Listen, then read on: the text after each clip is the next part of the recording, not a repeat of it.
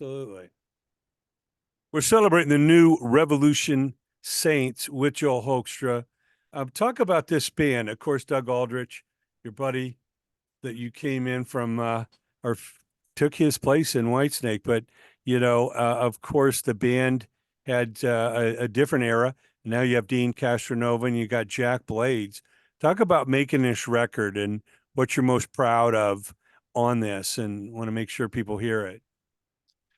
Yeah, I mean, the process of being asked was essentially something where I think that Doug and Jack both opted to step aside. They felt like they had run their course with it. Doug has Dead Daisies. He's very busy with them, and Jack's super busy with Night Ranger, of course. And I think Dean had an interest in keeping it going just because it's something that showcases him as a lead vocalist, and Frontiers had an interest in keeping it going. So they were asking me to do it, and I just wanted to make sure everything was cool with Doug and that I was getting the straight story on everything. So I contacted him. I said, hey, they're asking me to do Revolution Saints, what's up? And he was like, yeah, I think I'm gonna just bail on that. And he was like, I told them to get you. And so I said, oh, okay, well, I guess if I have your nod on it, nod of approval, then if I'm not going to offend anybody by doing this, then why wouldn't I? Because it's, an opportunity to work with Dean Castronovo and Jeff Pilson, both of whom are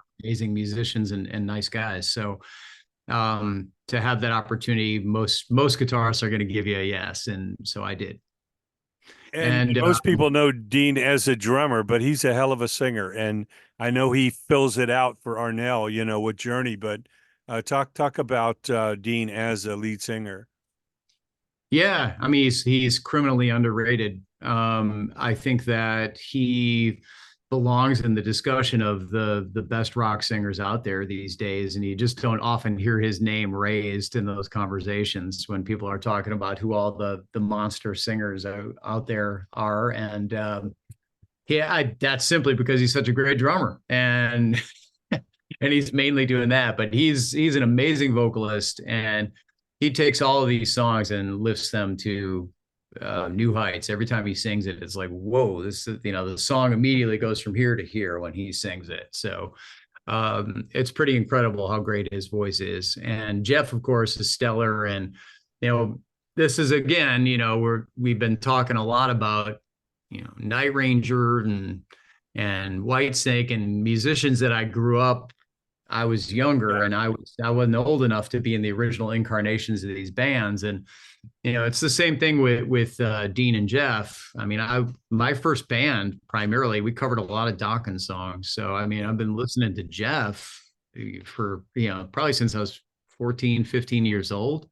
And, I mean, he was a kid too. He was probably in his young 20s in Dawkins, but, Dean, I don't know if a lot of people know, kind of cut his teeth in the shrapnel scene, playing with Marty Friedman and Tony McAlpine, et cetera. Sure. So having listened to him from those records as well, and of course, Bad English, Bad English was really big when I was younger too. I think I was a little older for that, maybe like 18, 19 years old when Bad English was so big. Yeah, John Waite, Ricky Phillips, Neil Sean. I mean, a hell of a band.